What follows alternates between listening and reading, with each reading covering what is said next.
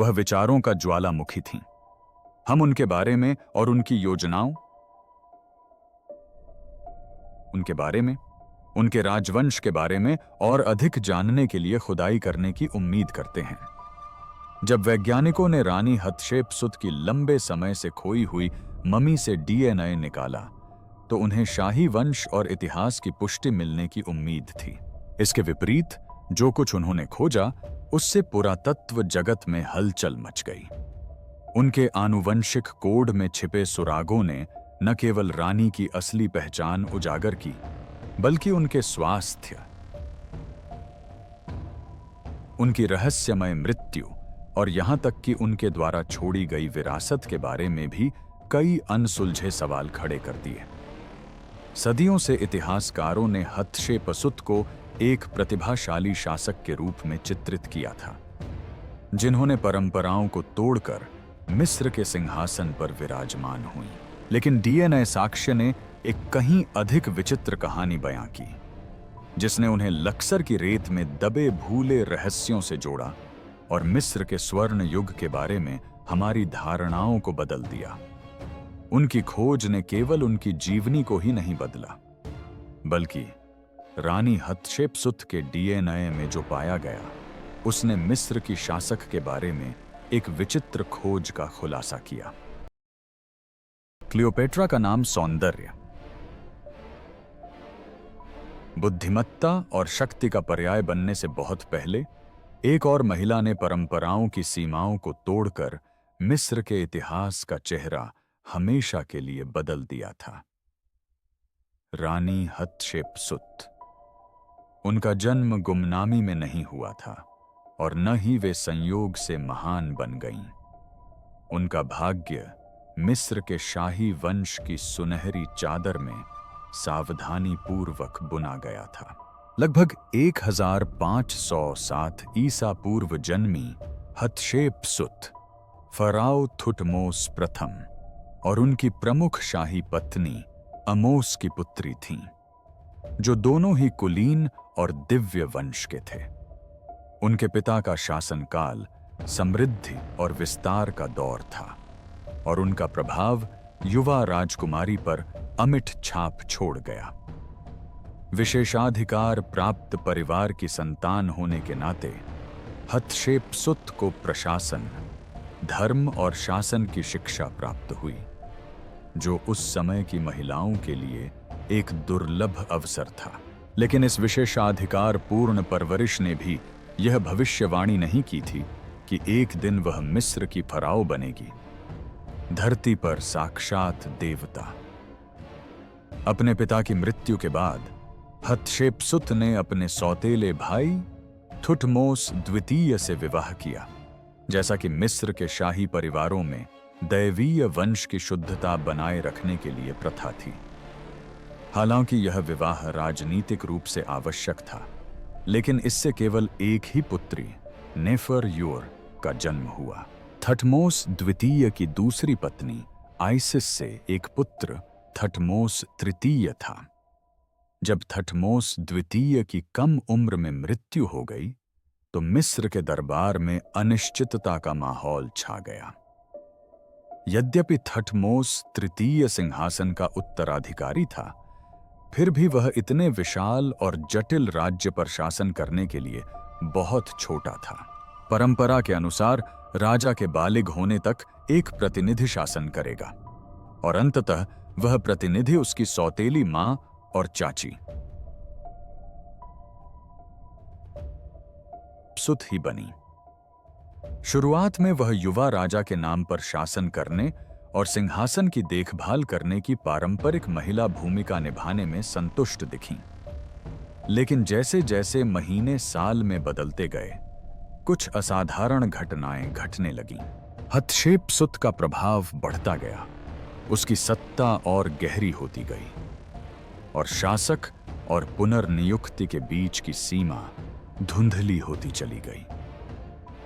मिस्र के प्रमुख देवता अमून के शक्तिशाली पुजारियों और सलाहकारों के एक वफादार समूह के समर्थन से उसने मिस्र के लंबे और पितृसत्तात्मक इतिहास में अभूतपूर्व एक साहसिक कदम उठाया। उसने स्वयं को मिस्र की फराओ घोषित कर दिया। प्राचीन विश्व के लिए यह एक क्रांतिकारी कदम था। मिस्र का सिंहासन दैवीय रूप से पुरुष प्रधान माना जाता था, एक ऐसा पद जो देवताओं और राजाओं के पास होता था, रानियों के पास नहीं। लेकिन हतशेपसुत कोई साधारण महिला नहीं थी। असाधारण राजनीतिक सूझबूझ से उसने एक ऐसी कथा गढ़ी जिसने उसके शासन को विद्रोह नहीं बल्कि दैवीय नियति के रूप में वैधता प्रदान की। मंदिर के शिलालेखों और मूर्तियों में उसने स्वयं को अमून की पुत्री के रूप में प्रस्तुत किया, जिसका जन्म तब हुआ जब स्वयं देवता ने उसके पिता का रूप धारण करके उसकी दिव्य उत्पत्ति सुनिश्चित की। उसने राजत्व के सभी प्रतीकों और राजचिह्नों को अपनाया। नीम का मुकुट, उरीली कोबरा आकृति, शाही स्कर्ट और यहां तक कि पुरुष फराओ द्वारा पारंपरिक रूप से पहनी जाने वाली नकली दाढ़ी भी। उन्होंने शिलालेखों में स्वयं को महामहिम के रूप में संबोधित करवाया, अपनी स्त्रीत्व को छिपाने के लिए नहीं बल्कि लिंग भेद से परे दिव्य सत्ता को सुदृढ़ करने के लिए। लगभग 22 वर्षों तक चला उनका शासनकाल मिस्र के नए साम्राज्य के सबसे शांतिपूर्ण और समृद्ध काल में से एक बन गया। अपने से पहले और बाद के कई शासकों के विपरीत हतशेपसुत की विरासत सैन्य विजय से नहीं बल्कि आर्थिक पुनरुद्धार से कुअकंधन, स्थापत्य कला में नवाचार और सांस्कृतिक पुनर्जागरण से परिभाषित होती है। उन्होंने नील घाटी में महत्वाकांक्षी निर्माण परियोजनाएं शुरू की, जिनमें से प्रत्येक स्मारक उनकी दूरदृष्टि और ईश्वरीय रूप से निर्धारित शासन का प्रमाण है। इन सभी में सबसे भव्य उनका आधुनिक लक्सर के पास स्थित दीर अल बहारी में बना अंत्येष्टि मंदिर था, जो प्राचीन वास्तुकला की एक उत्कृष्ट कृति है। चट्टानों के सहारे भव्य सीढ़ियों के रूप में उभरता यह भवन धरती और आकाश के सामंजस्य का प्रतीक था। इसकी दीवारों पर रानी हतशेपसुत के दिव्य जन्म, राज्याभिषेक और उपलब्धियों को दर्शाने वाली जीवंत नक्काशी की गई थी। आज भी डीर अल बहारी प्राचीन विश्व के सबसे लुभावने स्मारकों में से एक है, जो रानी हतशेपसुत की चिरस्थायी प्रतिभा का मूक गवाह है। वास्तुकला के अलावा हतशेपसुत ने मिस्र के व्यापार और कूटनीति को पुनर्जीवित किया। उन्होंने अस्थिरता के दौर के बाद लंबे समय से वीरान पड़े प्राचीन व्यापार मार्गों को फिर से खोला, जिनमें सबसे प्रसिद्ध अभियान पुंट की रहस्यमयी भूमि पर भेजना था, जिसके बारे में माना जाता है कि यह आधुनिक सोमालिया या इरिट्रिया के निकट स्थित है। डीर अल बहारी में मौजूद नक्काशीदार मूर्तियां इस यात्रा को जीवंत रूप से दर्शाती हैं, जिनमें सोने, हाथी दांत, विदेशी लकड़ियों, तेंदुओं,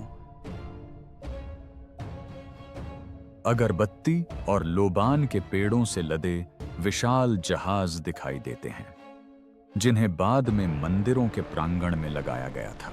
इस सफल समुद्री यात्रा ने न केवल मिस्र की अर्थव्यवस्था को समृद्ध किया, बल्कि देवताओं की कृपापात्र शासक के रूप में उसकी प्रतिष्ठा को भी मजबूत किया। उसके कुशल शासन में मिस्र समृद्ध हुआ, कर्णक के मंदिरों का विस्तार हुआ, कृषि फली फूली और कलाओं ने स्वर्ण युग का अनुभव किया। उनके शासनकाल में शांति, समृद्धि और देवताओं के प्रति भक्ति का बोलबाला रहा, जो इस बात का प्रमाण था कि नेतृत्व लिंग से नहीं बल्कि ज्ञान और दूरदर्शिता से परिभाषित होता है। फिर भी उनकी मृत्यु के बाद इतिहास ने एक अंधकारमय मोड़ ले लिया। जब थुटमोस तृतीय ने अंततः पूर्ण सत्ता संभाली, तो उन्होंने हतशेपसुत को स्मृति से मिटाने का एक सुनियोजित अभियान शुरू किया। उनकी प्रतिमाएं नष्ट कर दी गईं, उनकी छवियां विकृत कर दी गईं और शाही स्मारकों और राजाओं की सूचियों से उनका नाम मिटा दिया गया।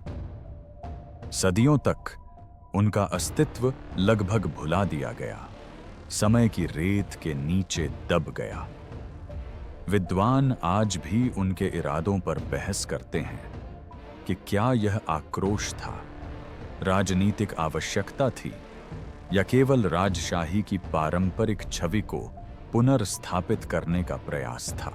उनके कारण चाहे जो भी रहे हों, अंततः उनके प्रयास विफल रहे, क्योंकि इस रहस्यमय व्यक्तित्व के प्रति आकर्षण फिर से जागृत हो गया है। लेकिन सवाल यह है कि इतने प्रभावशाली व्यक्तित्व के बारे में हमारे ज्ञान में इतने लंबे समय तक इतनी कमियां क्यों रहीं? सदियों तक रानी हतशेपसुत प्राचीन मिस्र के सबसे आकर्षक रहस्यों में से एक रहीं। उनके शासनकाल का व्यापक दस्तावेजीकरण किया गया है।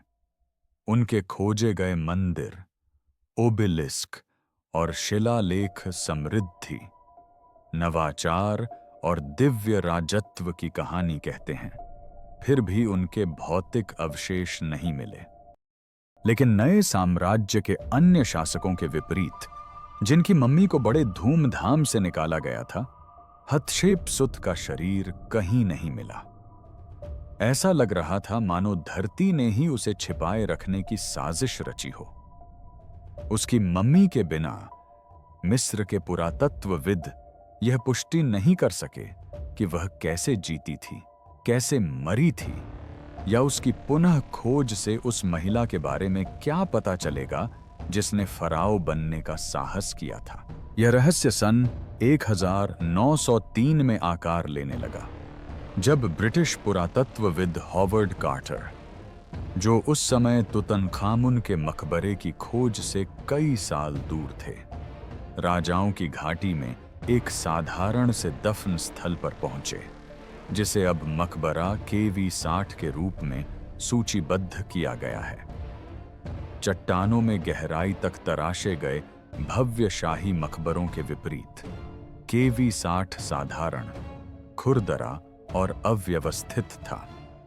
अंदर कार्टर को 2 महिला मम्मी मिली।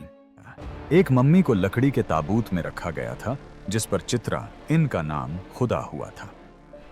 ऐतिहासिक अभिलेखों के अनुसार चित्रा इन हतशेपसुत की शाही धाए थीं, जिन्होंने बचपन से ही उनकी देखभाल की थी। दूसरी मम्मी कहीं अधिक रहस्यमय थी। वह बिना किसी रीति रिवाज के, बिना लपेटे, बिना किसी निशान के और बिना पहचान के जमीन पर पड़ी थी। उस समय कार्टर को इस बात का अंदाजा नहीं था कि उन्होंने कितनी बड़ी खोज की है। दूसरी मम्मी को राज परिवार से जोड़ने वाले कोई शिलालेख या कलाकृतियां न होने के कारण उन्होंने उसे सूचीबद्ध किया, मकबरे को सील कर दिया और आगे बढ़ गए। दशकों तक KV 60 की दोनों महिलाएं गुमनामी में खो गईं। पुरातात्विक अभिलेखों में उनका उल्लेख केवल संक्षेप में ही मिलता है। बिना निशान वाली मम्मी को एक अज्ञात नौकरानी या किसी मामूली कुलीन महिला के रूप में खारिज कर दिया गया। उसकी असली पहचान समय के साथ गुम हो गई। इस बीच एक अन्य मकबरा KV 20, जिसे हतशेपसुत का आधिकारिक दफन स्थल माना जाता है, से भी कोई जवाब नहीं मिला। जब खोजकर्ताओं ने इसमें प्रवेश किया तो उन्हें 2 भव्य पत्थर के ताबूत मिले, जिनमें से एक पर स्वयं हतशेपसुत का नाम खुदा हुआ था और दूसरा उनके पिता थुटमोस प्रथम को समर्पित था। दोनों खाली थे। ऐसा प्रतीत हुआ कि मिस्र के सबसे प्रतिष्ठित स्मारकों में से एक, सीढ़ीदार मंदिर डीर अल बहारी का निर्माण कराने वाली रानी अपने ही विश्राम स्थल से गायब हो गई थीं। इस घटना ने दशकों तक मिस्रविदों को रहस्य में डाल दिया। कुछ लोगों का मानना था कि उनके सौतेले बेटे थटमोस तृतीय, जिन्होंने बाद में फराओ के रूप में शासन किया, ने उन्हें इतिहास से मिटाने के अभियान के तहत उनकी मम्मी को नष्ट कर दिया था। कुछ अन्य लोगों का सुझाव था कि पुरोहितों ने अपवित्रता के डर से उनके शरीर को किसी अन्य मकबरे में छिपा दिया होगा। कुछ लोगों ने तो यह भी अनुमान लगाया कि आधुनिक पुरातत्वविदों के आने से बहुत पहले ही कब्र लुटेरों ने उनके ताबूत को लूट लिया होगा। कारण चाहे जो भी हो, हतशेपसुत के अवशेष उनकी प्रतिष्ठा की तरह समय के साथ गुम हो गए थे। फिर कार्टर की गुप्त खोज के 1 सदी से भी अधिक समय बाद यह रहस्य फिर से सामने आया। 2007 में मिस्र के तत्कालीन पुरातत्व विभाग के प्रमुख डॉथर्स जाही हवास ने हतशेपसुत की गुम हुई मम्मी की एक नई जांच शुरू की। सीटी स्कैन, डीएनए परीक्षण और डिजिटल चेहरे के पुनर्निर्माण सहित उन्नत फोरेंसिक विधियों का उपयोग करते हुए, जिनका मिस्र की मम्मियों पर पहले कभी प्रयोग नहीं किया गया था, हवास और उनकी टीम ने उपेक्षित KV60 मकबरे को फिर से खोला। अंदर उन्होंने उन 2 मम्मियों की पुनः जांच की जिन्हें कार्टर ने 100 साल से भी अधिक समय पहले खोजा था। शिलालेखों ने पुष्टि की कि एक मम्मी वास्तव में सिटर इन की थी, लेकिन फर्श पर लेटी हुई दूसरी महिला की पहचान अनसुलझी रही। फिर एक अहम सुराग मिला। काहिरा स्थित मिस्र संग्रहालय में क्यूरेटरों को एक छोटा सा लकड़ी का बक्सा मिला जिस पर हतशेपसुत का चिन्ह या शाही नाम अंकित था। उसके अंदर एक अकेला दांत था जो हजारों वर्षों से सावधानी पूर्वक संरक्षित था। इसके बाद आधुनिक मिस्र विज्ञान के इतिहास में एक असाधारण घटना घटी। टीम ने दांत की तुलना KV60 से प्राप्त बिना निशान वाली मम्मी के जबड़े के CT स्कैन से की। आश्चर्यजनक रूप से दांत उसके ऊपरी जबड़े के खाली स्थान में पूरी तरह फिट हो गया। यह एक ऐसा सटीक फोरेंसिक मिलान था कि आधुनिक वैज्ञानिक भी इस पर विवाद नहीं कर सकते थे। जिस मम्मी को कभी महत्वहीन समझकर दरकिनार कर दिया गया था, वह वास्तव में स्वयं रानी हतशेपसुत थीं। यह चौंकाने वाला है। 3400 से अधिक वर्षों के बाद मिस्र की सबसे महान महिला शासक की गुमशुदा मम्मी आखिरकार मिल गई।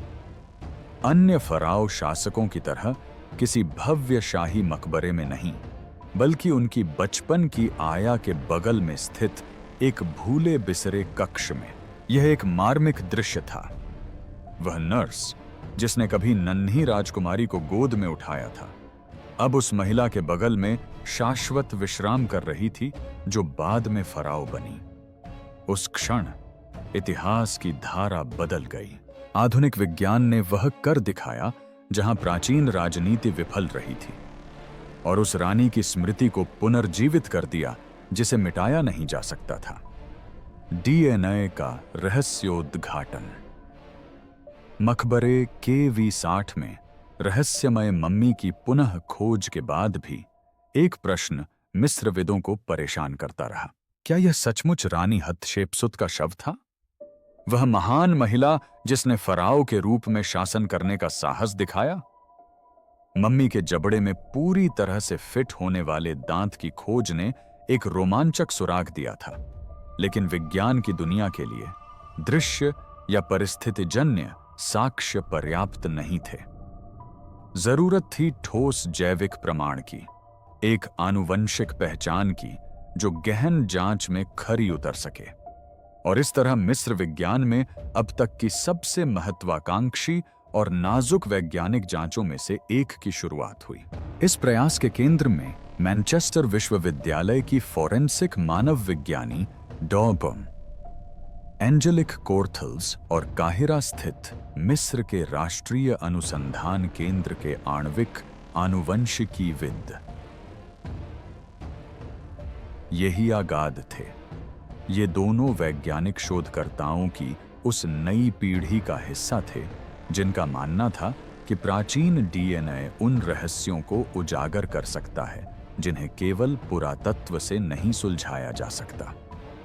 उनका मिशन क्या था?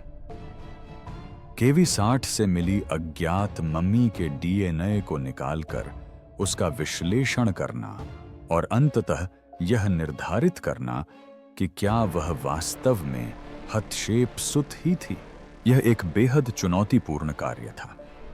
प्राचीन मिस्र में मम्मीकरण की प्रक्रिया, जिसे शरीर को शाश्वत काल तक संरक्षित रखने के लिए बनाया गया था, विडंबना यह थी कि यही कारण था कि डीएनए को पुनः प्राप्त करना इतना कठिन था।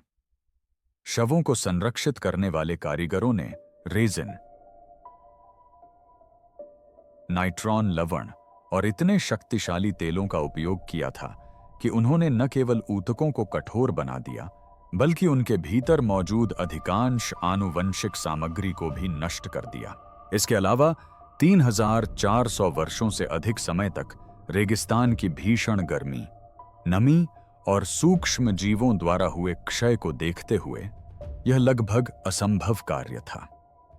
टॉय कोर्थल्स ने समझाया कि किसी मम्मी से डीएनए निकालना किसी जली हुई, तारकोल में भीगी हुई और टुकड़ों में छलनी हो चुकी पांडुलिपि को पढ़ने जैसा है।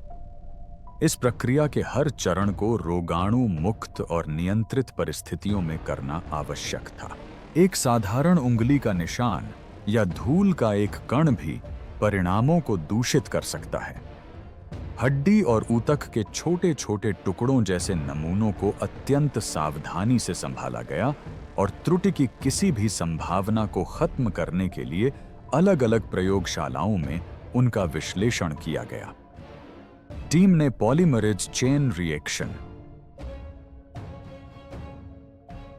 पीसीआर कार का भी उपयोग किया, जो वैज्ञानिकों को डीएनए के सबसे छोटे बचे हुए टुकड़ों को भी अध्ययन के लिए पर्याप्त बड़े अनुक्रमों में प्रवर्धित करने की अनुमति देता है। शोधकर्ताओं को पता था कि न्यूक्लियर डीएनए, जिसमें किसी व्यक्ति का संपूर्ण आनुवंशिक कोड होता है, लगभग निश्चित रूप से बहुत अधिक विघटित हो चुका होगा। इसके बजाय उन्होंने माइटोकॉन्ड्रियल डीएनए पर ध्यान केंद्रित किया, जो मातृवंश से प्राप्त होने वाला आनुवंशिक पदार्थ है और क्षय के प्रति अधिक प्रतिरोधी होता है। यदि KB60 मम्मी वास्तव में हतशेपसुत की थी, तो उसके माइटोकॉन्ड्रियल डीएनए में शाही वंश के उसके जात मात्र संबंधी रिश्तेदारों के माइटोकॉन्ड्रियल डीएनए के साथ स्पष्ट समानताएं होनी चाहिए थीं। वैज्ञानिकों ने आनुवंशिक सामग्री की तुलना उनके परिवार से संबंधित अन्य मम्मी से लिए गए नमूनों से की, विशेष रूप से 18वीं राजवंश की पूजनीय राजमाता अमोसे नेफरटारी और हतशेपसुत के पिता थुटमोस प्रथम से। यह विश्लेषण अत्यंत परिश्रमपूर्ण था। प्राचीन डीएनए के प्रत्येक खंड का अनुक्रमण, क्रॉस रेफरेंसिंग और कई स्वतंत्र प्रयोगशालाओं द्वारा सत्यापन किया जाना आवश्यक था। दिन हफ्तों में और हफ्ते महीनों में बदलते गए, क्योंकि टीम इतिहास को फिर से लिखने वाले संभावित मिलान की तलाश में दूषित आनुवंशिक डेटा की छानबीन करती रही। फिर अंततः वह क्षण आया जिसने सब बदल बदल दिया। माइटोकॉन्ड्रियल डीएनए अनुक्रमण पूरा हो गया और मिलान मिल गया।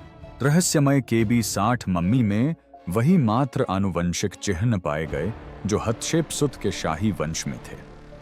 यह खोज आश्चर्यजनक थी, एक वैज्ञानिक पुष्टि कि यह वास्तव में मिस्र की खोई हुई रानी थी। गाद ने कहा, ऐसा लगा मानो उन्होंने सदियों बाद हमसे बात की हो। जब बाकी सब कुछ खामोश हो गया था, तब उसके डीएनए ने उसकी आवाज को सुरक्षित रखा था।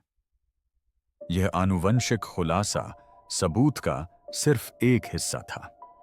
उन्नत सीटी स्कैन ने इससे भी स्पष्ट तस्वीर पेश की। उन्होंने 40 से 50 वर्ष की आयु की एक महिला का खुलासा किया, जो हतशेपसुत की मृत्यु के समय अनुमानित आयु से मेल खाती है। उनके कंकाल से सिंहासन पर सीधे बैठने की अभ्यस्त महिला की शाही मुद्रा झलकती थी और उनके आंतरिक अंगों को शाही रीति रिवाज के अनुसार सावधानी पूर्वक निकालकर संरक्षित किया गया था। लेकिन सबसे नाटकीय पुष्टि एक ऐसी खोज से मिली जो इतनी सरल, फिर भी इतनी अकाट्य थी कि यह जांच का निर्णायक क्षण बन गई। हतशेपसुत के चिह्न से खुदे हुए लकड़ी के बक्से के अंदर, जो कई साल पहले एक अलग भंडार में मिला था, एक अकेला दांत पड़ा था। जब वैज्ञानिकों ने गुफा में मिली 6वीं मम्मी के मुंह के सीटी स्कैन की तुलना उस दांत से की, तो उन्हें पता चला कि वह पूरी तरह से मेल खाता है। टूटी हुई जड़ जबड़े की हड्डी में मौजूद खाली जगह में बिल्कुल सटीक बैठ गई, यहां तक कि उसकी गोलाई और इनेमल का घिसाव भी मेल खा रहा था, जैसा कि डॉग है। हवास ने बाद में कहा, एक दांत मम्मी के जबड़े में खाली सॉकेट में पूरी तरह से फिट हो गया। एक ऐसा मिलान जिसे आधुनिक फोरेंसिक भी नकार नहीं सकता था। इसके दूरगामी परिणाम हुए। इतिहास में पहली बार डीएनए विश्लेषण ने एक प्राचीन मिस्र के शासक की पहचान की पुष्टि की थी। यह केवल पुरातत्व की ही नहीं, बल्कि स्वयं विज्ञान की भी विजय थी। एक ऐसा क्षण जब प्रौद्योगिकी ने सदियों पुराने इतिहास को उजागर करते हुए मौन को आवाज दी। आधुनिक आनुवंशिकी की सटीकता के माध्यम से रानी हतशेपसुत, जिन्होंने कभी महामहिम हतशेपसुत के रूप में शासन किया था, जिन्हें उनके उत्तराधिकारियों ने भुला दिया था और जो 3000 वर्षों से अधिक समय तक भुला दी गई थीं, अंततः नील नदी के अमर फराओं के बीच अपने उचित स्थान पर पुनर्स्थापित हुईं। उनके डीएनए ने वह कर दिखाया जो पत्थर के शिलालेख और टूटी हुई मूर्तियां नहीं कर सकीं। इससे उनका नाम एक बार फिर अमर हो गया। लेकिन बात यहीं खत्म नहीं हुई। सदियों तक रानी हतशेपसुत के शासनकाल का अंत अटकलों और रहस्य में डूबा रहा। जब आधुनिक विज्ञान ने अंततः उनके डीएनए का पता लगाकर उसका विश्लेषण किया, तो जो उत्तर सामने आया वह किसी भी किंवदंती से कहीं अधिक भयावह था। मिस्र की महान महिला फराओ की मृत्यु का कारण विश्वासघात या हत्या नहीं थी, जैसा कि कई लोगों ने अनुमान लगाया था, बल्कि भाग्य का एक क्रूर मोड़ था, एक ऐसी खामोश हत्यारा जिसे उन्होंने स्वयं अंजाम दिया था। जब शोधकर्ताओं ने KV60 मम्मी का सीटी स्कैन किया, जिसकी डीएनए जांच से पुष्टि हुई कि वह हतशेपसुत की है, तो परिणाम चौंकाने वाले और विचलित करने वाले थे। लिनन और राल की नाजुक परतों के नीचे उन्हें एक विचित्र खोज मिली। कभी शक्तिशाली रही रानी का शरीर अपार पीड़ा की कहानी बयां कर रहा था। उनकी हड्डियों में मेटास्टैटिक अस्थि कैंसर के स्पष्ट लक्षण थे, जिनमें घाव उनके श्रोणि, रीढ़ और जांघ की हड्डियों तक फैले हुए थे। एक ऐसी बीमारी जिसने उनके अंतिम महीनों में असहनीय पीड़ा का कारण बना होगा। हालांकि उनके अंग और कोमल ऊतक सूख चुके थे, फिर भी उनमें मोटापे और चयापचय संबंधी गड़बड़ी के और सबूत मिले, जिससे संकेत मिलता है कि वे टाइप 2 मधुमेह से पीड़ित हो सकती थीं। इतिहासकारों को शुरू में आश्चर्य हुआ। एक मिस्र की शासक, जिसका आहार आमतौर पर फलों, अनाजों और मछली से भरपूर होता था और जिसकी जीवन शैली में अक्सर सक्रिय धार्मिक कर्तव्य शामिल होते थे, उसे ऐसी स्थिति कैसे हो सकती थी? इसका जवाब उनकी कब्र से नहीं, बल्कि उनके साथ दफनाई गई निजी वस्तुओं से मिला। हतशेपसुत के चिन्ह से खुदे हुए लकड़ी के बक्से में मिली साधारण वस्तुओं में एक छोटी सी अल्बास्टर की शीशी भी थी, जिसमें कभी गाढ़ा सुगंधित मरहम या औषधीय लोशन रखा जाता था। वर्षों तक इस वस्तु को महज एक सौंदर्य प्रसाधन की वस्तु माना जाता रहा, जब तक कि रासायनिक विश्लेषण से इसका भयावह रहस्य उजागर नहीं हो गया। इस मरहम में बेंजोपायरीन नामक एक तारकोल जैसा हाइड्रोकार्बन यौगिक था, जिसे अब विज्ञान द्वारा ज्ञात सबसे शक्तिशाली कैंसर कारकों में से एक माना जाता है। प्राचीन काल में बेंजोपायरीन का उपयोग अनजाने में राल, पिच और तारकोल से बने मिश्रणों में किया जाता था। ये सभी तत्व त्वचा की जलन के उपचार के लिए मलहम में या त्वचा को मुलायम और सुगंधित बनाने वाले सौंदर्य प्रसाधनों में आम थे। ऐसा प्रतीत होता है कि हतशेपसुत, जो अपनी व्यक्तिगत देखभाल और धार्मिक शुद्धता के लिए जानी जाती थीं, ने इस लोशन का अक्सर उपयोग किया होगा, यह मानते हुए कि यह लाभकारी है। विडंबना यह है कि यही आदत धीरे धीरे उनके लिए विष बन रही थी, वही मरहम जो उनकी युवावस्था और स्वास्थ्य को बनाए रखने के लिए था, संभवतः उस कैंसर का कारण बना जिसने उनकी मृत्यु का कारण बना। डॉ यहियागड्ड, जो उनके अवशेषों का अध्ययन करने वाले प्रमुख आनुवंशिकीविदों में से एक थे, ने बताया कि हतशेपसुत की आनुवंशिक प्रोफाइल में चयापचय और कैंसर संबंधी स्थितियों जैसे मोटापा और मधुमेह के प्रति संवेदनशीलता दिखाई देती थी, जिससे बेंजोपायरीन के कैंसरकारी प्रभावों के प्रति उनकी संवेदनशीलता बढ़ सकती थी। उन्होंने कहा कि यह एक जटिल परिस्थिति थी। उनके शरीर की अपनी कमजोरियां विषाक्त यौगिकों के दैनिक संपर्क के साथ मिलकर संभवतः उनके भाग्य का कारण बनी। उनकी बिगड़ती सेहत उनकी मृत्यु के बाद सत्ता के हस्तांतरण को लेकर लंबे समय से चले आ रहे विवादों का कारण भी हो सकती है। उनके शासनकाल के अंत में उनकी बिगड़ती हालत के कारण वे सलाहकारों और पुजारियों पर अधिक निर्भर हो गईं, जिससे सिंहासन पर उनका सीधा नियंत्रण कम हो गया। जब अंततः उनका निधन हुआ, जो संभवतः पदच्युत होने के बजाय बीमारी से कमजोर होने के कारण हुआ था, तो उनके सौतेले बेटे और पूर्व सहशासक थुटमोस तृतीय ने मिस्र के शाही इतिहास को नया रूप देने का अवसर प्राप्त किया होगा। बाद में हतशेपसुत का नाम मिटाने, उनकी मूर्तियों को नष्ट करने और उनके स्मारकों को पुनः स्थापित करने का उनका अभियान शायद क्रोध का परिणाम नहीं था, जैसा कि पहले माना जाता था, बल्कि पुरुष प्रधान राजत्व की उस पारंपरिक छवि को पुनः स्थापित करने का एक सुनियोजित प्रयास था, जिसे हतशेपसुत के शासनकाल ने इतनी बहादुरी से चुनौती दी थी। विज्ञान के माध्यम से हतशेपसुत के गायब होने का प्राचीन रहस्य अंततः उजागर हुआ। उनकी हत्या नहीं हुई थी, न ही उन्हें शाप दिया गया था, बल्कि रसायन विज्ञान की खामोश क्रूरता ने उन्हें नष्ट कर दिया था, जो एक दुखद स्मरण है कि अमरता की चाह रखने वालों को भी अंततः शरीर की नश्वरता के आगे झुकना पड़ता है। कई पीढ़ियों तक रानी हतशेपसुत की कहानी गलतफहमियों से घिरी रही। प्रारंभिक इतिहासकारों ने पुरुष प्रधान परंपरा के नजरिए से उनके शासनकाल की व्याख्या करते हुए उन्हें एक सत्ता हथियाने वाली एक ऐसी महिला करार दिया जिसने मिस्र का सिंहासन उसके असली उत्तराधिकारी थुटमोस तृतीय से छीन लिया था।